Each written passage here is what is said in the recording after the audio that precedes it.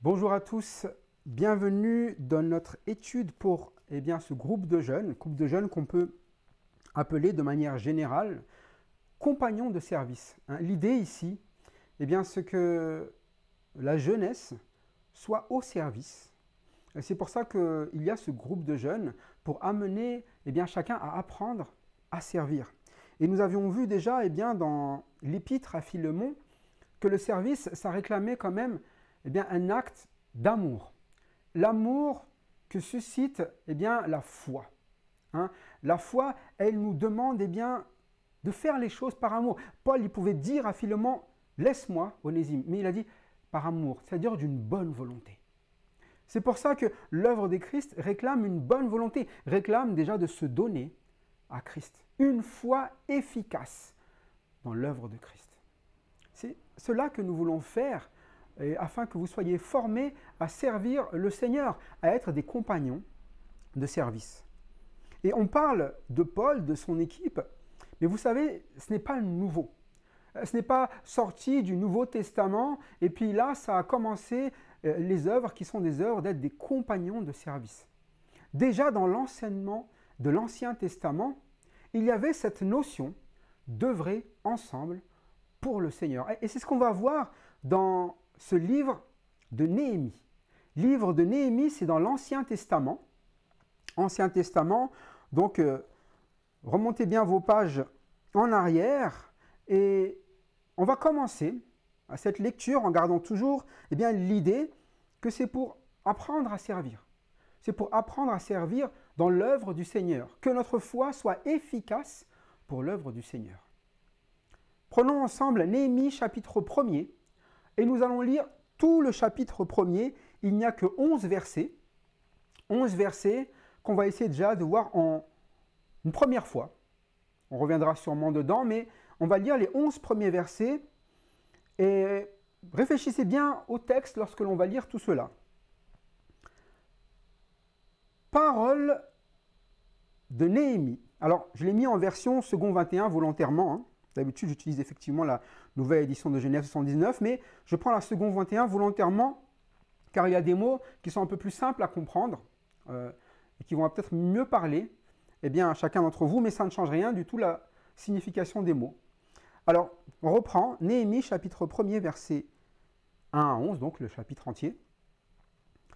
La parole de Néhémie, fils de Hakalia. Durant le mois de Kisle, la 20e année du règne d'Artaxerxès, alors que je me trouvais à Suse, la capitale, Anani, l'un de mes frères, est arrivé avec quelques hommes de Juda. Je les ai interrogés au sujet des Juifs rescapés de la déportation et au sujet de Jérusalem. Ils m'ont répondu, les rescapés de la déportation se retrouvent là, dans la province, au comble du malheur et du déshonneur. La muraille de Jérusalem est pleine de brèches, et ses portes ont été réduites en cendres. À cette nouvelle, je me suis assis, j'ai pleuré, et j'ai porté le deuil durant des jours, jeûnant et priant devant le Dieu du ciel. J'ai dit, Éternel, Dieu du ciel, Dieu grand et redoutable, toi qui conserves ton alliance et ta bonté à ceux qui t'aiment et qui respectent tes commandements, je t'en prie. Prête-moi une oreille attentive et que tes yeux soient ouverts. Écoute la prière que moi, ton serviteur, je t'adresse en ce moment. Jour et nuit, j'intercède pour tes serviteurs les Israélites en confessant leurs péchés, ceux que nous avons commis contre toi. Oui, ma famille et moi, nous avons péché. C'est certain. Nous nous sommes mal comportés envers toi. Nous n'avons pas respecté les commandements, les prescriptions et les règles que tu avais données à ton serviteur Moïse. Souviens-toi donc de la parole que tu as ordonné à ton serviteur Moïse de prononcer. Si vous vous montrez infidèles, je vous disperserai moi-même parmi les peuples. Mais si vous revenez à moi, si vous respectez mes commandements et les mettez en pratique, alors même si vous êtes exilés à l'extrémité du ciel, je vous rassemblerai de là. Et je vous ramènerai à l'endroit que j'ai choisi pour y faire résider mon nom. Ils sont tes serviteurs et ton peuple, ceux que tu as rachetés par ta grande puissance et ta force. Seigneur, prête donc une oreille attentive à la prière de ton serviteur et à celle de tes serviteurs qui prennent plaisir à craindre ton nom. Donne du succès à la démarche de ton serviteur. Permets-lui de gagner la compassion de cet homme. J'étais le responsable des boissons du roi. Voilà, c'est un texte de 11 versets, mais vraiment très riche. D'informations, certes, mais surtout d'attitude, l'attitude de Néhémie. Vous voyez la fin? Il est dit, je suis, ou j'étais plutôt, parce qu'il parle au passé, j'étais le responsable des boissons du roi, ou j'étais les chansons du roi. C'est pour ça que j'ai pris second 21, pour vous dire vraiment ce que c'est son travail, responsable des boissons du roi. Ce n'est pas vraiment dans le nom, un nom très fringant, responsable des boissons. Grosso modo, il était là pour veiller à ce que les boissons du roi ne soient pas des boissons mauvaises, empoisonnées. Et son rôle, c'était de les goûter. Il était responsable qu'il n'y ait pas de souci si le roi boit ces boissons, qu'il n'en meure pas. Parce que vous savez qu'un roi, il faut protéger sa vie, beaucoup en veulent à sa vie, beaucoup veulent le trône. Et lui, son rôle était minime. C'était de veiller à ce que les boissons soient données de manière saine, des bonnes boissons, celles qu'aime le roi sûrement. Et donc, il devait risquer sa vie aussi pour le roi. Si le roi est empoisonné, c'est Néhémie qui prend. Si c'est empoisonné d'ailleurs la boisson, comme Néhémie le goûte, c'est Néhémie qui prend. Mais il fait son travail. Mais là, pendant qu'il est dans son travail, à Suse, dans la capitale, il se trouve qu'il y a un de ses compatriotes, un frère, comme il dit, des gens de la même patrie que lui, parce que lui n'est pas de Suse. Lui, il ne fait pas partie du peuple d'Artaxerxès. Et Artaxerxès, il avait des peuples de tous bords dans son royaume. Il avait conquis tout l'environ. Et il faisait simplement partie, Néhémie, de ces gens parmi les peuples qu'Artaxerxès avait pris. Et donc, on voit bien que Néhémie, il voit Hanani, un de ses frères. Un de ses frères qui vient donc de Jérusalem. Et pour ceux qui ont déjà vécu un certain temps à l'étranger, quand vous n'êtes pas dans un lieu qui est votre lieu habituel, vous prenez toujours des nouvelles. Alors, ça se passe comment là-bas? Quoi de neuf? Qu'est-ce qui se passe? Et machin, tu as des nouvelles d'un tel, et etc. C'est un peu généralement ce qu'on fait quand on est loin d'un lieu qui n'est pas notre lieu d'origine, notre lieu habituel. On se tient informé. Quand quelqu'un vient d'un pays que vous ne connaissez pas, vous vous dites comment ça se passe là-bas, mais ça ne vous impacte pas trop ce qui se passe. Ça vous dit, oh c'est triste, oh c'est malheureux, mais pas plus que ça. Là, il parle de son frère, qui vient donc du lieu d'où vient tout son peuple, sa famille. Tous ceux qui l'aiment viennent de là-bas. Et lui, il est à l'étranger. Et la nouvelle, elle va tomber. Déjà, la question c'est comment vont les rescapés de la déportation? Donc mes frères, qui sont des rescapés, qui sont restés là-bas, ceux qui restent, le petit reste là, comment ils vont? Comment se portent ces personnes que j'aime? Est-ce que vous vous posez ces questions peut-être quand vous êtes ailleurs, quand vous avez peut-être déménagé dans une autre église, ou que vous vous retrouvez à l'étranger ou confiné? Parce que c'est arrivé. Est-ce que vous vous posez la question de comment vont les autres? Est-ce que vous vous posez la question de savoir est-ce que les autres sont en forme ou sont accablés? Et puis au sujet de Jérusalem, Jérusalem, c'est là où il y a le temple, c'est là où, ils rendaient le culte ensemble. Ils n'avaient pas d'église locale, ils avaient un seul endroit où ils rendaient le culte, où ils faisaient l'adoration en assemblée. C'est Jérusalem. Donc, comment va Jérusalem? Comment va notre maison, entre guillemets? Là où nous nous rassemblons pour adorer Dieu, comment ça se passe? Est-ce qu'on est impliqué dans notre vie d'église? Parce que la vie d'église, c'est les gens qui en font partie. mais aussi c'est le fonctionnement, l'organisation, ce que fait l'Église. Est-ce qu'elle fonctionne bien? Est-ce que ça se passe bien? Est-ce qu'on peut y faire ce qu'on est censé y faire? Adorer le Seigneur. C'est les questions normales de toute personne qui se soucie de sa patrie. Mais déjà, il faut savoir quelle est votre patrie. Néhémie, sa patrie, c'était Israël. Sa patrie, c'était les Juifs, les Israélites, ceux qui adorent l'Éternel.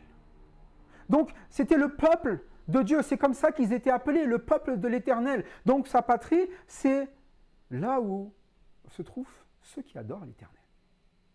Mais nous, en tant que chrétiens, quelle est notre patrie? Notre patrie, c'est là aussi où sont unis tous les chrétiens. Le royaume de Dieu. Et le royaume de Dieu, il est au ciel, c'est vrai, mais il nous demande de le vivre sur cette terre, déjà de manière locale. De se soucier des frères et sœurs, de se soucier de l'œuvre du Seigneur sur cette terre. Nous sommes le corps de Christ. Comment va le corps de Christ qui se trouve à Nice?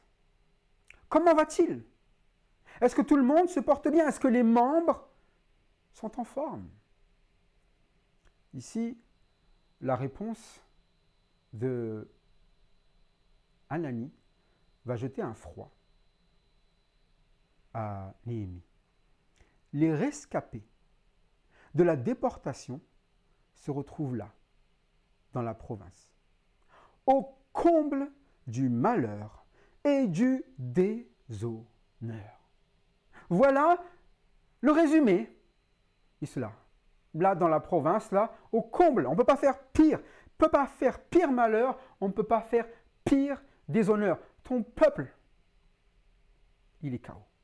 Nos frères et sœurs, ils sont tous KO. Il n'y en a pas un qui s'en sort. Déshonneur, malheur. Comment réagissons nous lorsque nous entendons des nouvelles genres? Quand vous avez un frère, vous dites il est dans le malheur. Il lui arrive un problème. Il y a quelque chose qui ne va pas. Comment faisons-nous? Non seulement ils sont dans le malheur, mais vous savez, quand le peuple est dans le malheur, le temple aussi est dans le malheur. Pour nous, c'est pareil. Lorsque les chrétiens sont dans le malheur, l'Église est dans le malheur. Il y a un problème. Les murailles de Jérusalem, la muraille de Jérusalem est pleine de brèches et ses portes ont été réduites en cendres. Ces portes ouvertes, il y a des brèches, tout passe, tout rentre dedans. Il n'y a plus personne pour veiller sur le temple. C'est pour ça que nous avons besoin de quoi? De personnes qui se soucient de l'œuvre du Seigneur, de la maison du Seigneur, de la vie avec le Seigneur. S'il n'y a personne qui s'en soucie, il y aura des brèches. C'est ça l'Église. Parfois, on laisse des brèches. On laisse des brèches et on laisse les portes détruisées. Tout peut rentrer. Ça dépend aussi qu'est-ce qu'on fait rentrer, qu'est-ce qu'on fait sortir. Souvent, ce qu'on ne veut pas faire rentrer, ce qu'on ne veut pas faire sortir, c'est ce qu'on estime, nous, bon ou pas bon. Ici, il va nous expliquer que déjà, c'est parce qu'il y a le malheur et le déshonneur chez qui? Chez les rescapés de la déportation, c'est-à-dire chez le peuple. Et la muraille de Jérusalem, c'est du gruyère. C'est devenu n'importe quoi. C'est devenu la ruine. Et on va comprendre justement les projets de Dieu, ça va être quoi lorsque l'on constate cela et comment réagir. Néhémie nous donne une leçon simple. Lorsqu'il entend la nouvelle, il lui dit à cette nouvelle, je me suis assis, j'ai pleuré et j'ai porté le deuil durant des jours, jeûnant et priant devant le Dieu du ciel. Souvent, quand on reçoit une mauvaise nouvelle, on est très réactif, très très très réactif. Quelqu'un nous annonce un malheur, quelqu'un nous annonce quelque chose qui est mauvais et qui nous affecte. On s'excite, c'est la première chose que l'on fait, énervé. On part dans tous les sens. Mais ce que fait Néhémie, il dit quoi à cette nouvelle? Je me suis assis. D'abord, il a réfléchi à la situation, je m'assois. Et il a pleuré. Parce que ce n'était pas de la colère qu'il avait, c'est d'abord de la tristesse. La situation, il y a des brèches. Les portes sont ouvertes. le malheur, le déshonneur. Voilà ce que vive le peuple.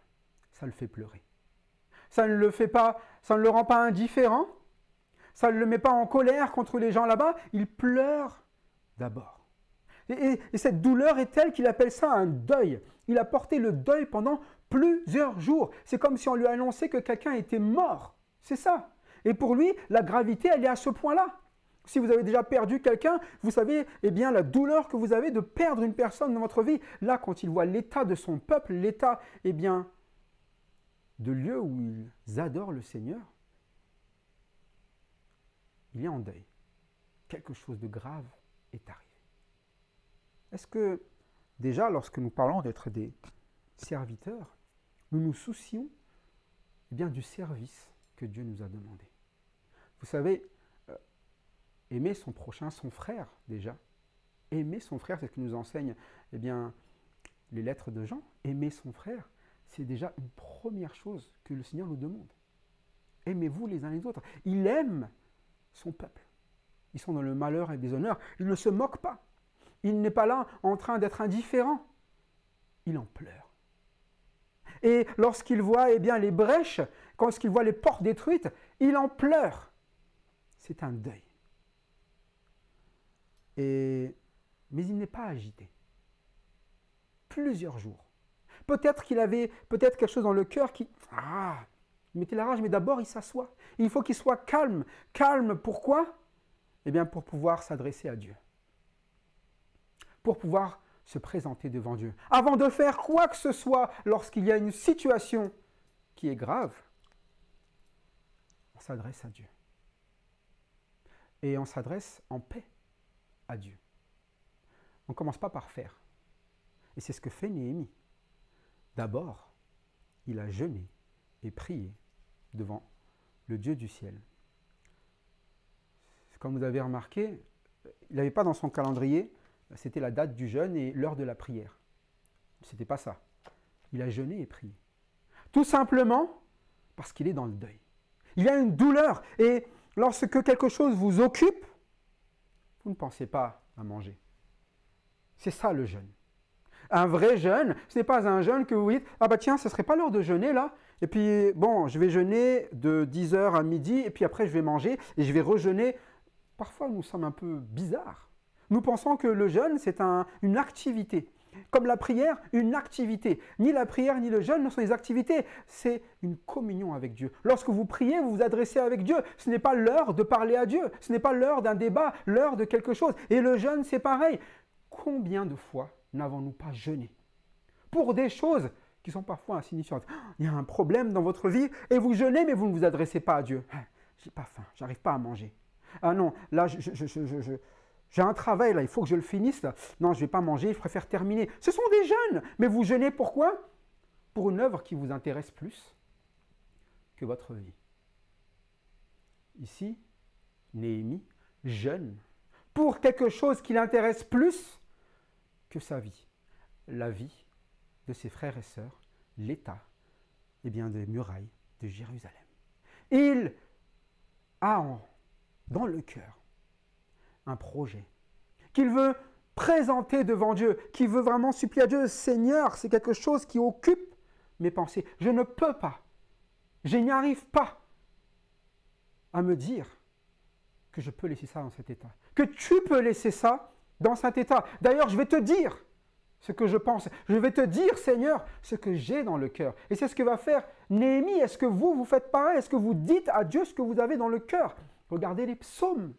Les psaumes, c'est ça. Les personnes déversent ce qu'ils ont dans le cœur. Mais un cœur qui est un cœur partageant, eh bien, les priorités de Dieu. Partageant les projets de Dieu.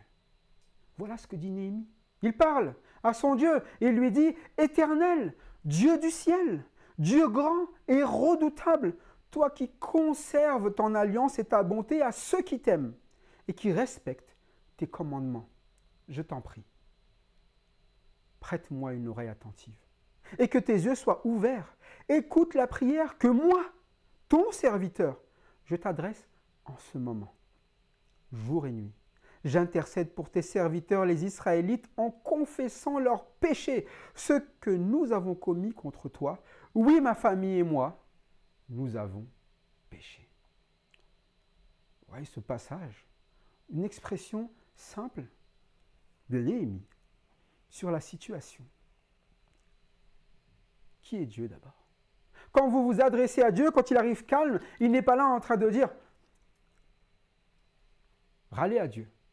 Râler à Dieu en disant Dieu, mais ça va pas ou quoi? Mais Dieu, tu n'as pas compris dans la vie. Dieu, comment est-ce que tu... Non, il ne râle pas à Dieu. D'abord, il met Dieu à sa place. Et lorsque vous avez une situation que vous constatez, d'abord, il faut constater quelle est la place de Dieu.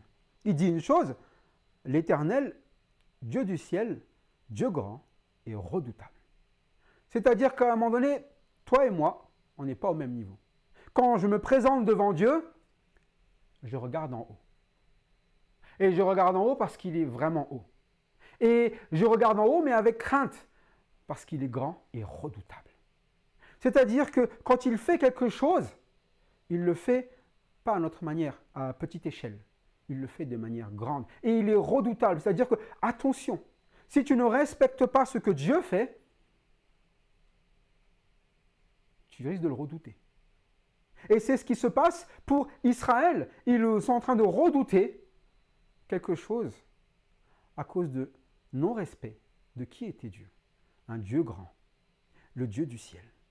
Et c'est pour ça qu'il le rappelle, toi, tu es redoutable, oui, tu es grand, oui, tu es heureux, mais je vais me baser sur quelque chose qui est propre à toi, quelque chose que tu nous as dit, quelque chose dont j'ai la certitude. Toi qui conserves ton alliance et ta bonté à ceux qui t'aiment et qui respectent tes commandements. Donc, oui, il y a tout cela, mais il y a une chose que nous connaissons de Dieu vis-à-vis de nous, dans notre relation avec lui, c'est qu'il conserve son alliance et sa bonté à ceux qu'il aime. C'est-à-dire que ceux qui ont placé leur vie en Dieu, ceux qui confiant en Dieu, ceux qui écoutent les commandements de Dieu, peuvent s'assurer d'une chose, son alliance et sa bonté. Une alliance, c'est que Dieu a décidé de quoi? De prendre en charge l'homme. L'homme qui se confie en lui. Ici, le peuple d'Israël, eh bien, il y a des pécheurs, il y a des personnes qui sont dans le malheur, dans le déshonneur, mais il y a des personnes qui aiment. Et les personnes qui aiment, ils se retrouvent aussi dans quoi ici? Dans le calvaire, de voir Jérusalem avec des brèches et des portes qui seront écroulées. Et ceux qui t'aiment, ceux qui respectent tes commandements, ils rappellent quand même à Dieu qui tu es. Pour nous, nous avons une alliance avec toi. Et nous, lorsque nous nous adressons en prière à Dieu, nous rappelons toujours notre alliance. C'est au nom du Seigneur Jésus-Christ que je fais cette prière. Est-ce que ce n'est pas ce que nous faisons? Nous faisons les choses au nom du Seigneur Jésus-Christ. L'alliance avec Dieu, nous l'avons en Jésus-Christ. Par son sang qui a été versé, nous sommes liés. Nous avons le sang de Christ qui nous lie bien, au Père. Donc, lorsque nous nous adressons à Dieu, nous nous couvrons toujours derrière Christ. Ah, tu as placé ta bonté en Christ. Et moi, je veux en Christ me présenter devant toi. Je veux en Christ voir ta bonté. Je t'aime parce que tu m'as aimé en Christ. Et j'aime Christ. Et c'est ça qui fait que tu vas agir en ma faveur. Pas à cause de moi. Pas parce que je suis quelqu'un de génial. Pas parce que Néhémie était vraiment un gars super magnifique au-dessus du lot. C'est juste que Dieu lui conserve sa bonté. Dieu lui conserve son alliance. Et c'est l'amour. Et c'est pour ça que ne vous étonnez pas que Néhémie soit capable d'aimer ceux qui sont dans le malheur et dans le déshonneur. Vous savez, le déshonneur, c'est pas qu'ils ont été déshonorés parce que les gens l'ont fait, c'est que souvent c'est le péché. C'est notre péché qui nous cause le déshonneur. C'est notre péché qui nous cause le malheur. Et Néhémie ne le cache pas. Lorsqu'il dit que, à ceux qui l'aiment et qui respectent ses commandements, de respecter les commandements, c'est Dieu vous dit quelque chose et vous le faites. C'est un commandement, un précepte qui est immuable. Un commandement, tu aimeras ton Dieu, tout ton cœur, ta force, ta pensée, c'est un commandement. Et le commandement de notre Seigneur Jésus-Christ, c'est tu aimeras ton prochain comme toi-même. Ou aimez-vous les uns les autres. C'est ce commandement-là qui est le commandement qui est à respecter. Il n'a pas dit un des commandements, c'est le commandement. Et ici, les commandements, ce sont des préceptes de la vie de Dieu qui nous demandent de vivre, tout simplement. C'est pour ça que ce commandement, vous le vivrez jusque dans l'éternité. Vous vivrez la vie de Dieu. Et le commandement de Dieu nous amène toujours à vivre la vie de Dieu, et c'est ce qu'il voulait pour Israël. Pourquoi est-ce que vous pensez que Dieu a donné la loi à Israël? Eh bien, la Bible nous apprend que la loi découle de ces deux lois. Tu aimeras ton prochain comme toi-même et tu aimeras ton Dieu de tout ton cœur, toute ta force, toute ta pensée. Donc, aucune des lois ne sort de ces deux-là. C'est pour ça que ces lois sont conformes à ces commandements. C'est-à-dire que les lois ont été données pour que Israël ne fasse pas du mal aux autres de Israël. C'était des lois, des règles pour qu'ils puissent vivre ensemble. Parce que chacun pensait à soi, parce que l'homme est toujours égoïste, parce que l'homme ne sait toujours pas agir, comment bien agir envers son frère, sa sœur. Une loi a été donnée, pourquoi? Pour qu'il puisse agir dans la justice, l'équité, la droiture, avoir du bon sens. Le problème, c'est que personne n'est capable d'accomplir complètement la loi. Parce qu'on est toujours là, lorsqu'on regarde cette loi, elle est censée aider à aimer, mais au final, on est fautif parce qu'à chaque fois, on voit qu'on n'aime pas. Mais ici, ce que l'on voit dans Néhémie, c'est qu'il aime les siens. S'il aime les siens, c'est qu'il a appris à aimer les siens. Et c'est qu'il a à cœur ce que Dieu a à cœur. Comment est-il capable de penser aux autres comme cela? Si nous lisons le verset 6, il supplie Dieu, je t'en prie, prête-moi l'oreille, une oreille attentive. Écoute-moi bien, s'il te plaît, je veux m'exprimer, s'il te plaît. Voilà, c'est supplie, hein, s'il te plaît, une oreille attentive, que tes yeux soient ouverts, regarde bien. Écoute la prière que moi, ton serviteur, il insiste pour qu'il soit écouté. Mais il se met à sa place. Moi, ton serviteur. C'est une prière, ce n'est pas un ordre, ce n'est pas une obligation dans le sens où tu me le dois. Non, c'est moi qui te dois tout. Je suis le serviteur. Mais en tant que serviteur, j'aimerais t'adresser une demande. S'il te plaît. Jour et nuit, j'intercède. Il prie déjà. Tu le sais. Le Seigneur le sait. J'intercède pour qui? Tous tes serviteurs, les Israélites. Tous. C'est-à-dire qu'il a à cœur son peuple. Il a à cœur, ses proches, les siens. Il est aussi serviteur de ses frères. En quoi? Il pense à eux. Il pense à leurs biens, à leurs besoins. Et vous savez, lorsque vous pensez aux besoins des autres, lorsque vous regardez leur vie, vous allez voir quelque chose dans la vie des serviteurs. Vous allez voir quoi? J'intercède pour tous tes serviteurs, les Israélites, en confessant leurs péchés. Je sais. Je sais que mes frères, ils ne se conduisent pas bien envers toi. Je sais qu'ils font du tort.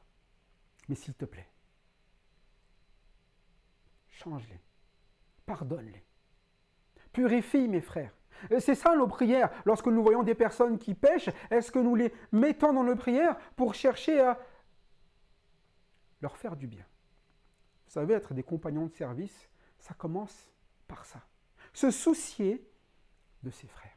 Vous ne pouvez pas servir à gauche et à droite si vous ne vous souciez pas de ceux pour qui Dieu se soucie. C'est-à-dire des hommes et des femmes qui servent l'Éternel. Des autres chrétiens qui œuvrent pour Christ. Vous ne pouvez pas dire que vous servez si les autres serviteurs ne sont pas dans vos prières. Si vous n'aimez pas les autres serviteurs. Voilà pourquoi des compagnons de service, c'est d'abord des personnes qui s'aiment les uns les autres, qui obéissent donc au commandement du Seigneur. C'est pour ça que lorsque nous avons étudié Philémon, Paul prie Philémon d'agir par amour, de servir en tant que frère, d'apprendre à aimer encore plus. Et il sait qu'il peut attendre ça de Philémon, et même plus. La question, c'est est-ce que nous pouvons attendre de chacun d'entre vous la même chose, en nous disant, oui, je vais prier pour ceux qui pêchent, pour qu'ils soient pardonnés. Je les aime. Je ne vais pas être là pour blâmer ces personnes. Je vais être là pour prier, présenter leur vie devant Dieu. pas leur rappeler à eux, mais d'abord présenter à Dieu. C'est calmement, je suis assis, j'ai pleuré, je suis dans le deuil. Maintenant, je veux te dire ce qui ne va pas. Jour et nuit, j'intercède. Vous voyez, eh bien, on a même là ici l'intensité et la durée, jour et nuit. Pendant qu'il était dans le deuil, jour et nuit, dans quoi allaient ses pensées? Dans l'état. Et il a constaté qu'il y a du péché. Mais ce n'est pas la colère qui sort de son constat. On a vu qu'il avait la tristesse, mais la tristesse le conduit à quoi? Eh bien, à chercher le salut par rapport au péché. Il pêche. Mais il ne parle pas que du péché des autres. Il dit quoi? J'intercède pour tes serviteurs, les Israélites, en confessant leurs péchés, ce que nous avons commis contre toi. Il n'est pas là en train de dire « Ah, ce peuple, c'est un peuple de pécheurs. Ils ne sont pas comme moi, mon père. Ils ne sont pas comme moi. Moi, je suis Néhémie. Et moi, Néhémie, je suis droit. J'aimerais que tout le monde soit comme moi. J'aimerais que tout le monde soit eh bien, un bon chrétien, quelqu'un qui marche droit, quelqu'un qui œuvre pour le Seigneur. Non, Néhémie, que nous avons commis contre toi. » Et il ne se sépare pas des Israélites et des serviteurs. Et il n'est pas là en train de se mettre au-dessus des autres. Il se met exactement au niveau de tout le monde. Et c'est ça le service. On ne se met pas au-dessus des autres. On n'a pas une trop haute opinion de nous. On fait le constat chez les autres. Oui, il y a du péché. Mais faisons le constat chez nous avant tout. Associons-nous au péché des autres. Parfois, vous regardez les gens et vous dites « Oh, il n'est pas très consacré, lui. » Pourquoi? Qui est très consacré? Ah, lui, c'est pas quelqu'un de régulier, lui, il n'a pas les bonnes priorités, lui, oui, c'est vrai, mais est-ce que moi, j'ai les bonnes priorités? Est-ce que moi, je m'occupe d'abord des affaires de Dieu? Est-ce que moi, je suis calme quand Dieu, eh bien, m'annonce une nouvelle dure? Est-ce que je m'assieds ou est-ce que je suis comme tout le monde énervé et j'ai besoin d'entendre la parole qui me dise quoi? Assieds-toi, calme-toi, prie. Nous sommes des pécheurs. Et Néhémie, on est bien conscient, Néhémie n'est pas un faux serviteur, un faux israélite. Il est vraiment de ceux qui aiment le Seigneur et qui obéissent à ses commandements. Et le commandement lui fait constater que quoi? Ce que nous avons commis contre toi, nos péchés. Oui, un grand oui. Ma famille et moi, nous servirons l'Éternel. Non, ce n'est pas ici ça. Ma famille et moi, nous avons péché. Donc, il parle de sa maison. Moi et ma maison, nous avons péché. Avant de servir, il faut reconnaître quelque chose. Ma maison et moi, des choses ne vont pas. Et je veux rectifier ce qui se passe dans ma maison. Le service, ce n'est pas juste dehors. Le service, c'est dedans et dehors. C'est-à-dire que si quelque chose ne se passe pas bien dans notre maison, il faut le constater, le dire, et il faut le présenter devant Dieu. Et c'est pour ça qu'en tant que jeune, lorsque vous avez besoin de servir, le service, ce n'est pas dans les murs simplement, ce n'est pas à Jérusalem, ce n'est pas les frères qui sont loin, c'est aussi là où vous êtes, dans votre maison, et avant tout cela. Parce qu'il le dit, ma famille et moi, nous avons péché. C'est-à-dire que si nous sommes dans cette situation, c'est aussi à cause de ma famille et moi. Si nous sommes dans cette situation, c'est à cause de quoi? Des péchés que nous avons commis, nous tes serviteurs, tous compris. Les amis, ce message, oui, je l'adresse à un groupe de jeunes. Et vous vous dites peut-être, oui, mais bon, moi, je n'ai pas de famille, je n'ai pas de femme, des enfants, mais attendez, ce n'est pas femme et les enfants, c'est là où vous êtes. Quel témoignage est-ce que vous ramenez? Est-ce que vous priez pour vos parents? Est-ce que vous priez pour vos cousins, vos cousines, vos frères, vos sœurs? Est-ce que vous priez pour ceux qui sont autour de vous? Ou est-ce que vous ne priez pour personne? Et peut-être qu'en faisant cela, vous dites, mais même pourquoi? Je ne sers même pas d'ailleurs. Même pas ni dans l'œuvre du Seigneur, ni dans l'Église, ni où que ce soit. Je ne témoigne de rien. Je suis moi tout seul dans mon coin parce que je m'estime comme étant à part. Déjà, on sait que ce n'est pas le caractère d'un compagnon de service. Un compagnon de service, il doit être avec les autres pour servir. Principalement ici, Néhémie, il est dans son coin, loin, à Suse, la capitale, isolé de tout le monde. Mais ça ne l'empêche pas de travailler avec ceux qui sont loin. Dès qu'il entend une nouvelle, il prend une information. Comment je peux faire? Qu'est-ce que je peux faire? Dis-moi, qu'est-ce qui se passe? Raconte-moi. Ah, ok, ça l'affecte. Même à des milliers de kilomètres, il est affecté. Et quand il est affecté, eh bien, il intervient. Comment? Il intercède, jour et nuit. Et il intervient auprès de Dieu. Mais dans le calme, il est triste, il partage les sentiments de malheur et d'opprobre que doivent avoir les personnes, eh bien, qui sont ces Israélites. Il ne se sépare pas d'eux. C'est ça, être un. Partager non pas un emplacement identique, c'est pas tout le monde avec le même ministère, il ne faut pas être tous responsables des boissons, tous gouverneurs plus tard, tous au même endroit, tous. Les gens se pensent qu'être un, c'est ça, être un, c'est quoi?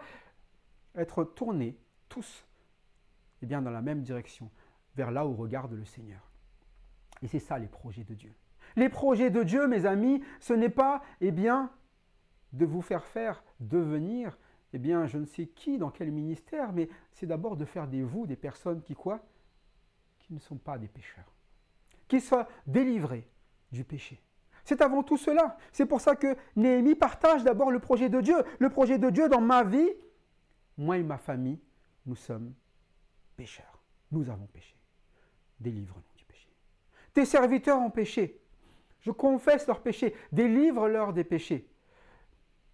Nous voulons te servir. Nous voulons que ton royaume, que le corps de Christ, ici sur cette terre, soit vu non pas comme plein de brèches, avec des portes détruites, nous voulons le voir comment? Debout. Des murailles qui protègent ceux qui se trouvent dedans, que tes serviteurs se trouvent aussi à l'intérieur des murailles, pas éparpillés partout, qu'ils ne soient pas dans le malheur et l'opprobre, que tu les réunisses dans un seul endroit et qu'ils puissent tous ensemble servir ton nom.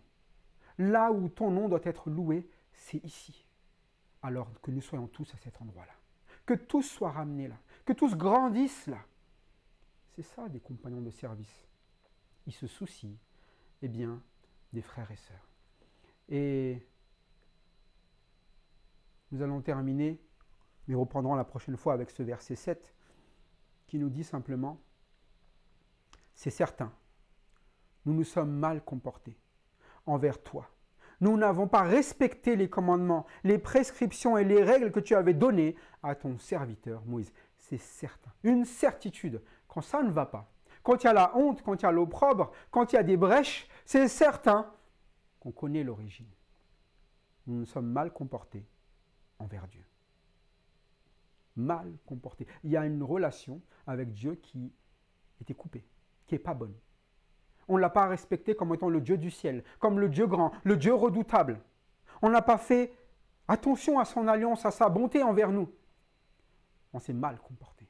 Des enfants mal élevés, des enfants qui n'écoutent pas le Père. Mal élevés, ce n'est pas le bon terme, des enfants plutôt insensés, désobéissants. Parce que le Seigneur nous élève, mais c'est nous qui refusons sa parole. C'est pour ça qu'Israël se retrouve dans cette situation, et nous le verrons la prochaine fois. Mais en tout cas, tout cela avait déjà été dit par Moïse. Moïse avait déjà annoncé que s'il s'écartait, parce que c'était la parole de l'Éternel, il allait se passer quoi? Ils allaient être dispersés dans le malheur et l'opprobre. Voilà pourquoi, lorsque nous voulons servir, nous devons d'abord prendre garde à quoi? À ce que Dieu veut que nous fassions. Quels sont les projets de Dieu? Quand il a donné son Fils, le projet c'est que nous ne périssions pas, mais que nous ayons la vie éternelle. Avoir la vie éternelle. La vie éternelle, pour l'homme, voilà le projet de Dieu. La question c'est, est-ce que c'est ce que vous vivez aujourd'hui? Avant de penser à ramener les autres dans les murailles, est-ce que vous-même vous êtes dans les murailles? Avant de penser reconstruire les murailles, est-ce que vous avez à cœur ces murailles et ceux qui doivent être dedans? Vous savez, la vie éternelle, ça ne s'arrête pas à la conversion. La conversion, c'est que vous naissiez de nouveau, voilà, c'est la naissance. La conversion, c'est que vous naissiez d'eau et d'esprit. Maintenant que vous êtes dans le royaume de Dieu, il faut le vivre. Souvent, les gens ils disent, voilà, allez, faites de toutes les nations des convertis. Non, des disciples. Des personnes donc, qui ressemblent au maître. C'est ça un disciple. Voilà pourquoi nous sommes appelés à être des compagnons de service, des serviteurs. Notre maître nous a montré quoi? Le service. Et il était venu en tant que serviteur. Soyons à sa ressemblance. serviteurs les uns des autres. Que cela soit un encouragement pour chacun d'entre nous, que les paroles que nous avons ici, eh bien, dans ce livre de Néhémie, soient des paroles d'encouragement à travailler ensemble. Moi, j'aimerais que, encore une fois, lorsque vous écouterez ce message, cette prédication, que vous puissiez parler les uns aux autres, vous exhorter, eh bien, dans ces paroles-là, à travailler de cette manière, déjà entre vous, entre frères et sœurs dans la maison, peut-être entre mari et femme dans la maison, avec vos enfants, que vous vous exhortiez à cela, à vous intéresser, plutôt même dire, à vous consacrer dans les projets de Dieu, comme Néhémie. Que le Seigneur puisse vous bénir par ces paroles qui ont été annoncées, et je vous dis à très bientôt. Que la grâce de notre Seigneur Jésus-Christ soit avec vous tous. Amen.